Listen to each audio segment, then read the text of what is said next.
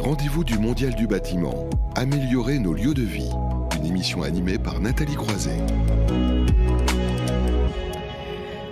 Une nouvelle séquence dans cette saison 2 des rendez-vous du Mondial du bâtiment, améliorer nos lieux de vie, qui est pilotée par le Club de l'amélioration de l'habitat, qui s'est donné comme principe de mesurer, de comprendre et d'agir pour dynamiser le marché entretien et rénovation du parc résidentiel français, tout en privilégiant la place de l'habitant et la qualité de son bien-être. C'est pourquoi, évidemment, vu ces enjeux, on comprend la thématique de ce mois-ci, l'adaptation des logements pour le maintien à domicile. On le sait bien, remplacer sa baignoire par une douche à l'italienne, installer un monte-escalier, par exemple, ce type d'aménagement peut devenir incontournable quand on prend de l'âge. Donc on va parler de tous ces enjeux avec Jean-Philippe Arnoux. Bonjour.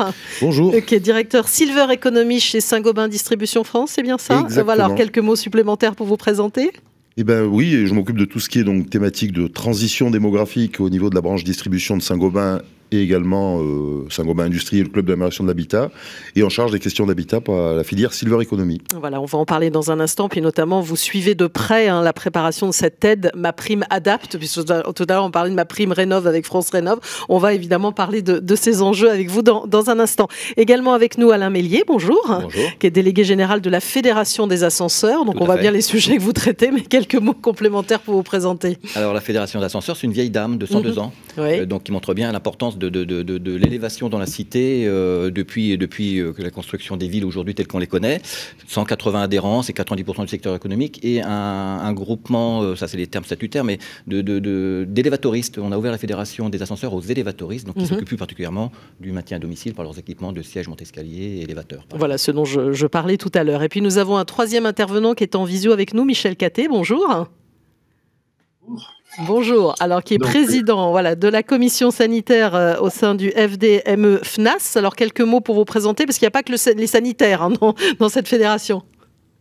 Voilà, effectivement, en fait nous étions donc, au niveau de la FNAS, la fédération des grossistes en appareils sanitaires, et nous avons fusionné au début de l'année avec nos confrères de la branche électrique, donc qui sont représentés au sein de la FDME. Donc aujourd'hui, nous constituons un pôle sanitaire et électricité.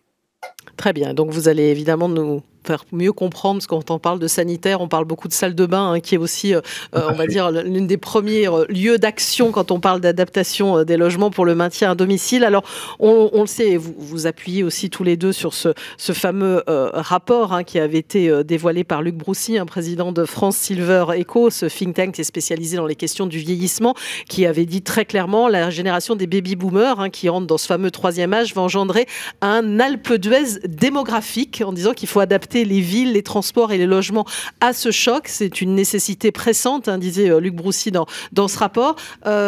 C'est pressant. Est-ce que c'est vraiment encore un enjeu qui est très bien perçu par ceux qui nous gouvernent, Jean-Philippe Arnoux? Malheureusement pas. C'est un petit peu un sujet orphelin, et on a vu l'actualité avec les EHPAD qui sont je dirais, douloureuse, oui. Douloureuse, mais voilà, il faut qu'on sorte de ce schéma-là où on ne parle de la transition démographique que quand il y a une actualité douloureuse, une canicule ou un dysfonctionnement quelconque. C'est vrai que les gouvernements successifs ont prévu une loi, un grand âge, et puis qui est chaque fois reportée. Et si on focus sur le secteur de l'habitat, qui est déjà, du bâtiment, de la construction, qui a déjà fort à faire avec la transition énergétique, on peut dire que c'est quasiment un sujet orphelin. Et aujourd'hui, alors on a quand même bien agi depuis 2005 autour du seul handicap moteur, donc plutôt, on va dire, 600 000 personnes en fauteuil roulant, et donc c'est autour de ça que tournent les lois, les évolutions, la loi Zéro Rosso, qui reste encore à préciser. Oui, bien sûr. Oui. Là, on se parle de 5, 6, 7, 8 millions de 75 ans et plus, alors ça peut être 75 ans, 80 ans, mais qui peuvent être touchés par les premiers signes de la perte d'autonomie. Et surtout, on parle de sommes colossales, alors plutôt du côté du ministère de la Santé, de pas loin de 500 000 hospitalisations, 12 000 morts et 2 milliards de coûts annuels pour la sécurité sociale. Et c'est vrai que c'est un sujet qui a toujours été, alors je vais dire volontairement, délaissé au secteur de la santé en mode curatif, alors que nous savons, et c'est ce que Luc a voulu montrer dans le rapport, on a travaillé d'ailleurs avec la Fédération des ascenseurs et le concours de Michel. Le sujet de prévention va être autour de l'adaptation de l'habitat, de l'adaptation de la cité, pour permettre aux gens de rester chez eux en toute sécurité et éviter la première chute qui souvent, je dirais, amène d'autres complications. Oui, et d'ailleurs, alors on va en parler. Vous allez pouvoir le commenter avec vous, Alain Mellier, parce que vous parliez de la première chute aussi. On le voit quand même quand on compare en France, hein, l'équipement en France, et notamment en monte-escalier, on est en retard par rapport à certains de nos voisins, voire on s'y prend un peu tardivement dans cette histoire, parce que vous l'évoquiez. On s'y prend tardivement, et c'est effectivement le sujet de l'adaptation et de la prévention qui est important. Et effectivement, quelques chiffres pour vous montrer le parc d'ascenseurs, parce que les monte-escaliers, c'est la maison individuelle, mais l'ascenseur, c'est collectif, et les Français vivent aussi en immeuble collectif. Immeuble collectif, 50% des Français qui vivent en logement collectif n'ont pas accès à l'ascenseur. Déjà, il faut avoir cette conscience-là. Et un autre ce qui est énorme, on y pense énorme, pas. 9 ascenseurs pour 1000 habitants en France, 23 pour 1000 en Espagne. Donc, ce qui montre bien qu'il y a une prise en compte dès le départ de la facilité d'accès jusqu'au logement dans certains pays. C'est 16 pour 1000 en Italie, donc c'est que 9 pour 1000 en France versus les autres pays européens. Et pour les monte-escaliers, par exemple, on installe 10, 12, 15 000 monte-escaliers en France tous les ans, mais en Grande-Bretagne, c'est plus de 50 000 qui sont installés tous les ans. Alors, les typologies de maisons, les typologies de construction font que c'est peut-être plus facile, mais c'est surtout parce que la sécurité sociale anglaise, je vais l'appeler comme ça, a pris en compte ce sujet-là dès le départ en disant il est préférable d'équiper la maison, de rester chez vous, plutôt que d'aller chercher des lieux de vie demain ailleurs.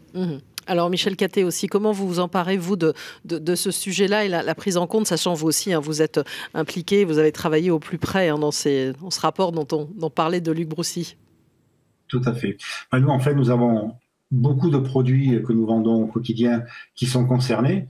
Au niveau du sanitaire, il y a effectivement, comme vous l'avez dit, tout ce qui concerne la douche, avec les receveurs, les parois de douche, les cabines, les mitigeurs, les colonnes de douche. Ce sont autant de produits que nous vendons au quotidien.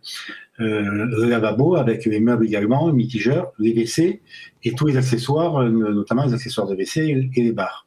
Dans la partie électricité, il y a donc tout ce qui concerne la domotique, les thermostats connectés, le pilotage avec la voix, les cheminements lumineux et les détecteurs et les solutions de contrôle d'accès. Et il y a également dans la partie cuisine, même si c'est une moindre mesure, mais tout ce qui concerne également les meubles, les éviers et la robinetterie. Donc toutes ces familles de produits qui, il faut le noter, sont en constante évolution chez nos adhérents depuis quelques années et avec une accélération surtout de la modification et de l'évolution de ces produits assez récemment. C'est vraiment une caractéristique qui fait que nous devons nous être effectivement au quotidien rester éveillés, et c'est en ce sens d'ailleurs que nous avons des échanges réguliers avec Jean-Philippe Arnoux. Alors justement, je vais le faire réagir, c'est parfait, vous faites une transition idéale. On vient de le voir avec ce que vient de dire Michel Cattet, il y a toute une série évidemment de produits qui sont concernés, mais le grand enjeu, vous l'avez évoqué, il y a une loi sur le handicap, donc qui a permis aussi de faire bouger les professionnels. Là, pour le moment, il n'y a pas vraiment d'exigence en la matière, donc c'est complexe aussi. Aujourd'hui, c'est complexe, alors à la fois au niveau des intervenants, des financements, et puis de trouver les bons professionnels. Et ça manque effectivement d'une impulsion, je dirais, et de budget, mais d'abord d'une impulsion, d'une grande campagne de prévention autour du sujet, pour dire aux Français, vous êtes 80% à vouloir rester chez vous, mais rester chez vous, ça veut dire anticiper le jour où il y aura des besoins. Pour rebondir sur ce que disait Alain, le budget en France alloué à l'adaptation du logement, tout crédit d'impôt confondu avec les aides de l'Agence nationale de l'habitat, c'est 154 millions d'euros, là où en Angleterre, c'est déjà 500 millions d'euros. Donc une approche radicalement différente d'une politique de prévention. Et ensuite, c'est également amener, je dirais, la filière du bâtiment à s'emparer du sujet, notamment un sujet de formation. Aujourd'hui, les grandes fédérations ont mis en place des dispositifs, Handibat, Silverbat, les pros de l'accessibilité. Mais aujourd'hui, on n'a pas la main-d'œuvre nécessaire à affronter, je dirais, des besoins de chantier qui vont se chiffrer en millions, et puis très divers d'ailleurs d'un territoire à l'autre. Ensuite, alors, pour rendre à César ce qui appartient à César, il y a eu quand même l'épisode Action Logement, je dis bien épisode, qui était des subventions pour remplacer des baignoires par des douches, qui a eu le mérite, alors qu'il a été coupé en plein vol, c'était 1 milliard prévu, et puis ça a été réduit à 500 millions. Pour quelque chose qui était louable, construire du logement social, on ne va pas revenir dessus. Ça a eu le mérite de montrer que les Français, quand on avait une aide simple et qu'on leur parlait simplement, étaient capables d'anticiper les travaux. Alors, ça se concentrait sur la salle de bain et bon voilà, c'est pas la salle de bain n'est pas l'alpha et l'oméga. On a des rapports d'ergothérapeutes. Même si on sait souvent, enfin, en tout cas dans les questions de maintien à domicile, on le voit très bien. Hein, souvent, on change une baignoire en une douche. On va dire c'est le premier un peu, pas réflexe, mais c'est la première action qui est mise en place. Exactement, parce que nos seniors, en fait, sont propriétaires de leurs logements, des logements qui ont été massivement reconstruits après-guerre. On a installé des baignoires. Et c'est vrai que c'est la première pièce accidentogène où va se produire potentiellement la première chute, ou alors on prend conscience de ses limites, on ne peut plus enjamber, ou on prend des risques pour rentrer ou pour sortir. Ça représente à peu près 60% du marché aujourd'hui de l'adaptation. Hein. Et après, ça se répartit de façon assez homogène dans les circulations. Donc en fait, finalement, il y a besoin de tout écrire avec une difficulté. C'est tout autant le handicap, on peut le normer, puisque finalement, on va adapter l'environnement à une circulation en fauteuil, des largeurs de porte, des salles de bain. C'est le sujet de la loi Elan et de la loi Zéro Rosso. La personne âgée, chacune est différente, a une taille différente. Une salle de bain adaptée au handicap n'est pas forcément une salle de bain qui sera adaptée à une personne âgée qui, par exemple, a besoin de points d'appui naturels. Donc quand on écrit une loi type loi Elan en demandant 20% de logements accessibles et adaptés au handicap, c'est déjà trop puisque c'est seulement 1%. Que par contre 100% des logements accessibles, et ça c'est le sujet sur lequel travaille la fédération, c'est pas un débat. Parce qu'être accessible, ça veut dire être accessible à tout le monde. Oui, les poussettes, les landaux, les fauteuils roulants et les personnes âgées. Par contre, l'adaptation va nécessiter un peu plus d'encadrement. On ne pourra pas normer à 100%, parce qu'effectivement, il faut s'adapter à la morphologie de la personne. C'est le rôle des ergothérapeutes, une autre profession qui a besoin d'être beaucoup plus connue, parce que, comme je le dis souvent, dans ergothérapeute, il y a ergo et thérapeute. Alors, si on n'a pas besoin de thérapeute, on peut quand même avoir besoin d'un regard externe, d'un ergonome, dont c'est le métier, qui va repérer avec vous les limites de votre logement. Et donc pouvoir prescrire dans un ordre d'urgence des travaux. Et c'est ceux qui se profilent à l'horizon, ça va devenir un peu l'accompagnateur travaux, pour faire le parallèle avec MaPrimeRénov', demain, des chantiers d'adaptation du logement. Alors on va en parler en détail et arriver aussi à MaPrimeAdapt, mais on continue à voir un peu les solutions que peuvent apporter les uns et les autres, parce qu'on est là aussi pour être dans le concret, même si on voit qu'il y a encore un peu de retard, on va dire, en la matière. Alain Mellier, vous travaillez, vous, avec des ergothérapeutes, et donc l'enjeu aussi, on a bien compris, c'est l'accessibilité, c'est l'accès aussi. Alors oui, on travaille avec les ergothérapeutes, et on doit renforcer ce travail avec les ergothérapeutes, parce que si je reviens sur ce qu'a dit aussi Jean-Philippe, sur l'objet de nos solutions, c'est qu'elles permettent d'aller de rentrer chez soi, mais le chez soi en fait c'est effectivement tous les pavillons qui ont été construits en rez-de-chaussée surélevé. On a quelques marches pour monter au pavillon, donc il faut sans doute équiper ces maisons-là. Il faut aussi vivre à l'intérieur de la maison et pas forcément transformer la maison complète et garder son espace de vie au rez-de-chaussée quand la chambre est à l'étage. Donc il faut réfléchir à la manière dont on peut équiper soit d'un siège monte-escalier, soit d'un espace d'un élévateur. C'est 1 mètre carré au sol, c'est pas grand-chose. Et pour autant, il faut avoir ce travail de vision au long cours lorsque l'ergothérapeute ou le tiers qui va réfléchir au sujet dit on va adapter parce qu'aujourd'hui vous avez des difficultés de déplacement. Mais ici, à la place tout de suite pour mettre l'élévateur, allons vers l'élévateur, parce que si je mets un siège et monte escalier et que dans 2 ans, dans 3 ans, j'ai besoin d'avoir la chaise parce que les circulations le permettent et que j'ai l'espace pour mettre l'élévateur, allons à l'élévateur. Parce que ça, c'est de la prévention, c'est ce qu'on disait tout à l'heure. Parfois, on le met au moment, quelqu'un est tombé et là, on se dit, il n'y a pas d'autre solution. Et on y va en urgence. Aujourd'hui, il y a un constat, que je vais vous donner un chiffre qui est un petit peu morbide, mais le siège monte-escalier ne vit que 2 ans et demi. Parce qu'on le met beaucoup trop tard. L'âge moyen d'achat, c'est 82 ans, 83 ans. Et alors que tous ces équipements-là ont été mis en amont, ça aurait évité les chutes, ça aurait anticipé la problématique d'accès. Et vraiment, je renforce ce sujet. Mais en même temps, c'est une dépense aussi qu'il y a derrière. Donc c'est pour ça qu'il va falloir parler aussi de moyens financiers. Une dépense, c'est compliqué d'anticiper, de se dire, je vais peut-être finir par être dans un monte-escalier. Vous voyez ce que je veux dire? Je me mets humainement à la place d'une personne. Dans tous ces domaines-là, effectivement, c'est la manière dont on veut pas se transposer. Oui, bien sûr. Mais c'est valable pour tous à tout moment. On a tous un handicap quelque part, mais on refuse de l'accepter. Donc la vie continue, et tant mieux. Et c'est souvent les enfants qui vont faire l'investissement, que je fais moi directement aussi, personnellement, j'ai vécu ça vis-à-vis de mes parents, d'équiper la maison d'un élévateur parce qu'il fallait prévoir la suite. Donc il faut l'anticiper. Il faut bien avoir aussi, prendre en compte que c'est la maison individuelle, c'est le logement collectif, tous ces rez-de-chaussée surélevés aussi dans les bâtiments. Il y a l'ascenseur à demi-palier, mais comment je fais pour passer la demi-volée d'escalier qui est là? Alors il y a des solutions, le siège monte-escalier peut y répondre, y compris dans les copros aussi. Donc il faut vraiment réfléchir à tout ça, avoir cette vision, et je je vais rebondir aussi sur le rapport de Luc Broussy qui demande à ce qu'il y ait un audit de l'accessibilité. Il ciblait là plutôt le parc social. Le parc social, il y a une majorité de seniors plus importante que dans le reste de la population. Et il y a un sous-équipement d'ascenseurs encore plus fort qu'ailleurs. Donc il y a du travail devant nous pour tous aujourd'hui. Et les ergothérapeutes sont aussi importants dans ce sujet-là. Ouais. Alors Michel Cattet aussi sur les solutions que vous pouvez apporter. Alors, disons, au niveau des distributeurs, ils interviennent donc de plusieurs manières. Tout d'abord en valorisant l'offre des produits qui sont particulièrement adaptés au niveau technique et qualitatif avec des solutions complètes pour des salles de bain qui peuvent être évolutives, fonctionnelles, confortables, mais également sans perdre de vue l'aspect design.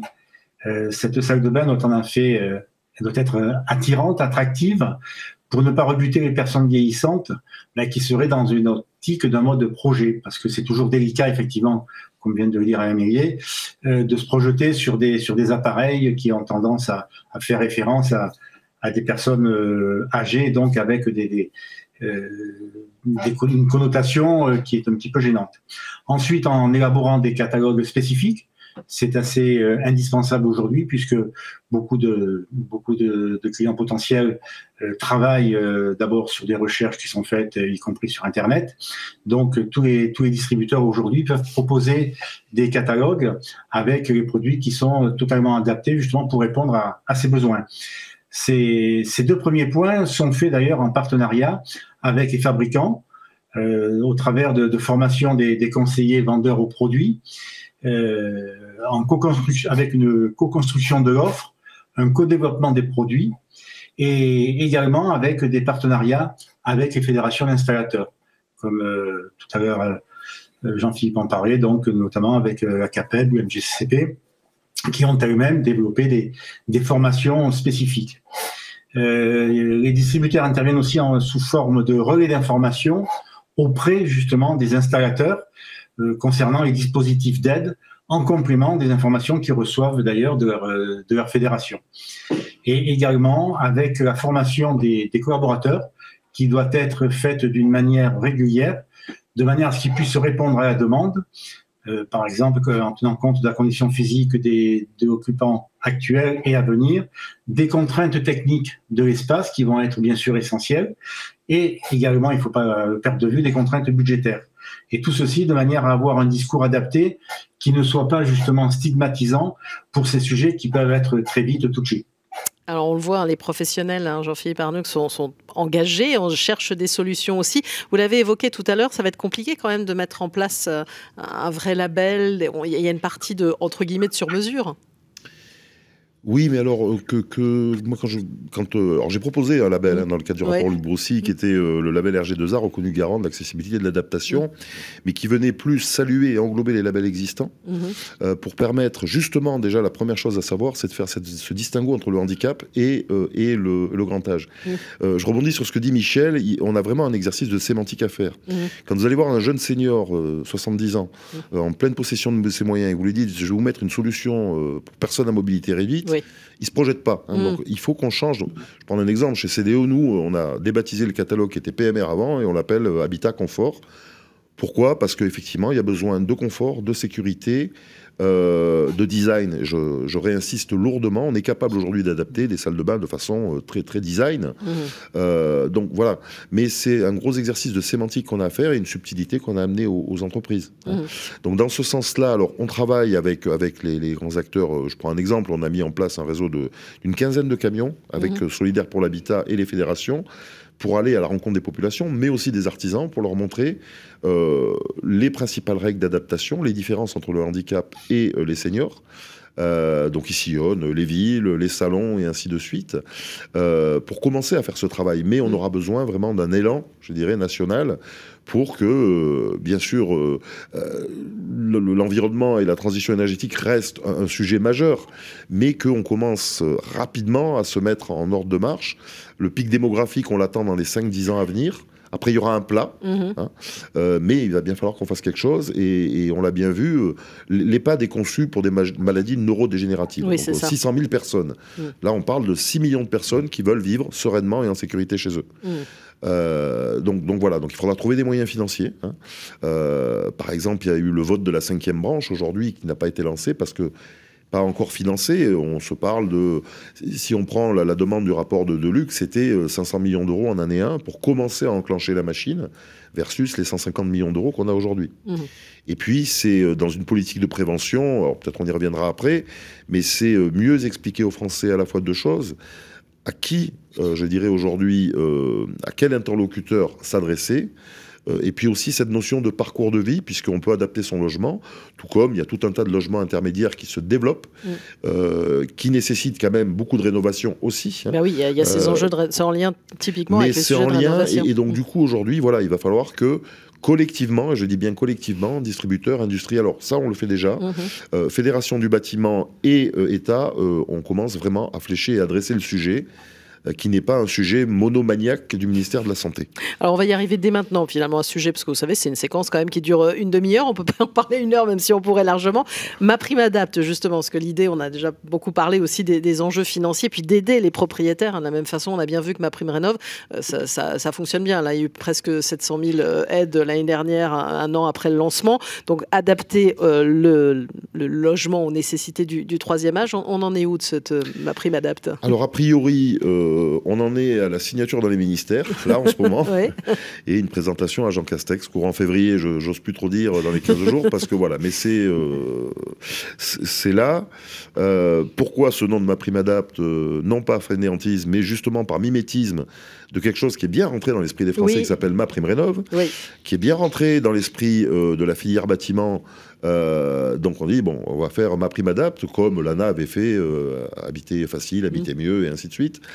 Donc l'idée, c'est un dossier unique, là où aujourd'hui, vous devez vous adresser à vos caisses de retraite, à l'ANA, au département, à la région, enfin voilà. Un interlocuteur unique. Et puis, regrouper les crédits existants. Donc, d'après les fuites, bon, évidemment, ça va rentrer dans le cadre France Rénov', hein, mais reste notamment, moi, quelque chose où j'ai une inquiétude, tout le plan qualitatif, en fait. Quelles solutions peuvent être financées, hein, toutes celles qu'on a citées. Bah, c'est ça. Jusqu'où ils iront? Il y a une liste du crédit d'impôt qu'on avait retravaillé en 98. Non, pardon, 2018, mais où il faut intégrer, Michel l'a cité, beaucoup d'innovation, hein, en termes de domotique, de beaucoup de choses. Donc, en fait, la mécanique globale est posée. Il y aura des financements jusqu'à 70% des travaux, donc c'est déjà colossal pour les très modestes.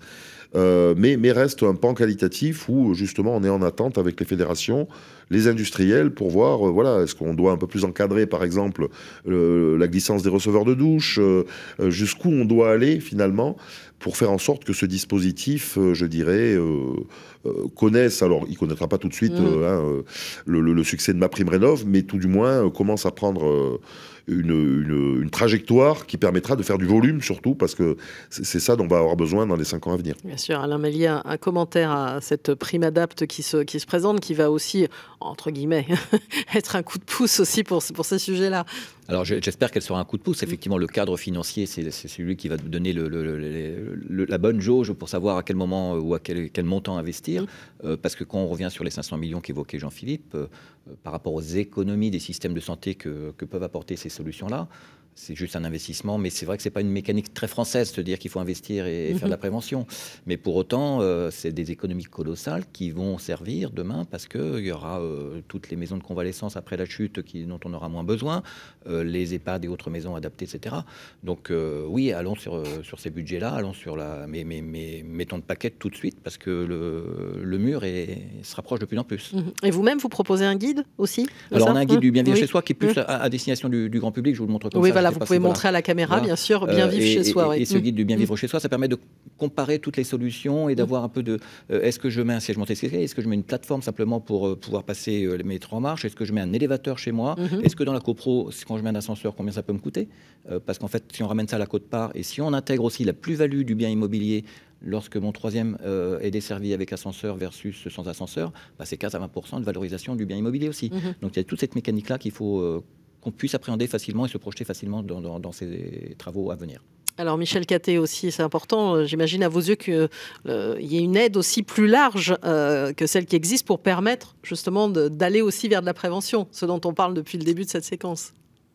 Tout à fait, et justement c'est l'un des points que dans lesquels s'implique la fédération FNAS-FDME, notamment par des échanges réguliers que nous avons avec les organisations et les personnalités qui travaillent sur ces sujets, tels que justement Jean-Philippe Arnoux, avec lequel nous sommes régulièrement en relation. Et nous avons d'ailleurs apporté notre contribution aux propositions qui ont servi de base et de réflexion au rapport de Hugues Broussy. Nous sommes également en lien avec la filière, en amont avec les industriels et en aval avec les installateurs, de manière à porter des messages communs sur les enjeux sanitaires et économiques, de l'accessibilité des logements aux personnes handicapées et aux personnes âgées. Nous avons également co-construit une proposition d'offre, définition des critères de produits, des professionnels, d'éligibilité aux dispositifs d'aide portés auprès des pouvoirs publics. Et cette offre se doit d'être adaptée, qualitative et sécurisante, sans être pour autant restrictive pour les ménages. Et par exemple, nous avons travaillé, comme l'a évoqué tout à l'heure Jean-Philippe, avec la FISB et avec l'UMGCCP, dans le cadre de l'opération d'Action Logement. Nous nous étions mis autour de la table pour justement définir les produits, travailler sur les critères de définition justement des installateurs. Au même titre, nous sommes aussi intervenus sur la douche zéro ressaut. La fédération avait rencontré le conseiller d'Emmanuel Vargon pour notamment demander un report de l'application de cette réglementation de manière à soutenir la filière. Et la fédération est en lien direct avec la FISB et le CSTB pour suivre les travaux sur la mise à jour des guides techniques, comme en parlait aussi Amélie à l'instant. Donc les guides techniques sur les douches plein pied, puis ensuite informer les adhérents sur les critères techniques des produits qui répondront à ces nouvelles obligations. Et donc, par rapport aux questions budgétaires qui ont été évoquées, nous ne pouvons qu'être favorables justement à une aide plus large que ce qui existe actuellement, parce que c'est vrai que les 154 millions auxquels faisait référence Jean-Philippe tout à l'heure sont vraiment très éloignés des besoins. Et même si on en vient à 500 millions, cela sera vraiment un minimum pour pouvoir effectivement proposer des solutions adéquates et dans lesquelles les installateurs pourront s'engager. Alors Jean-Philippe Arnoux, en guise de conclusion, on va dire, à cette séquence sur laquelle on aurait pu parler longuement du sujet, on voit quand même, on va dire que déjà les professionnels, ils sont prêts, ils sont à l'écoute quand même de ces sujets-là, ils commencent à proposer des guides, des solutions, ça bouge. Pas assez vite, jamais assez vite. 10 ans que j'en parle. Non, mais la séquence est belle. Il y a des élections a priori. Voilà, donc on va passer le message. C'est le moment. C'est un très beau sujet à la fois, je dirais, économique, parce que faut pas se leurrer. Il y a de l'activité pour les entreprises du bâtiment, pour les industriels. Juste un chiffre, un dernier. Action Logement avait estimé à 1 million dans les 10 ans le besoin de renouvellement de douche. Donc si on multiplie par la prime qui était de 5 000 euros, c'est déjà un marché de 5 milliards d'euros. Je parle pas du reste. C'est un sujet éminemment aussi social qui intègre le logement. C'est un sujet aussi pour les aidants qui cherchent des solutions pour aider leurs parents à rester chez eux. Et ça, on n'en parle pas assez, donc autant en parler parce que eux se fatiguent et ça crée aussi des perturbations ensuite au travail. Donc voilà, ils cochent beaucoup de cases qui doivent faire en sorte qu'on mette, je dirais, sur une bonne trajectoire, une vraie politique de transition démographique dans le logement. Et puis compter sur les acteurs tels que les fédérations, les acteurs privés, pour relayer ce message, parce que là, pour le coup, oui, on est prêt. Voilà, on est prêt et on l'a relayé aujourd'hui dans ce rendez-vous du Mondial du bâtiment parce que voilà, c'est un sujet, comme on parlait d'Alpe d'Huez démographique, mais de toute façon c'est une réalité, c'est une réalité sociale, donc il faut prendre en main le sujet, puis on va suivre de près évidemment Ma Prime Adapte. Merci à vous Jean-Philippe Arnoux, donc directeur Silver Economy chez Saint-Gobain Distribution France, à vous Alain Mélier, délégué général de la Fédération des ascenseurs, et également à Michel Catté qui était avec nous, président de la commission sanitaire FDME FNAS. On va marquer une courte pause et on va revenir un petit peu aux enjeux de l'industrie de la construction 4.0. Vous allez découvrir dans un instant le projet Microville 112 qui peut ouvrir sur la ville durable. Ce sera dans un court instant.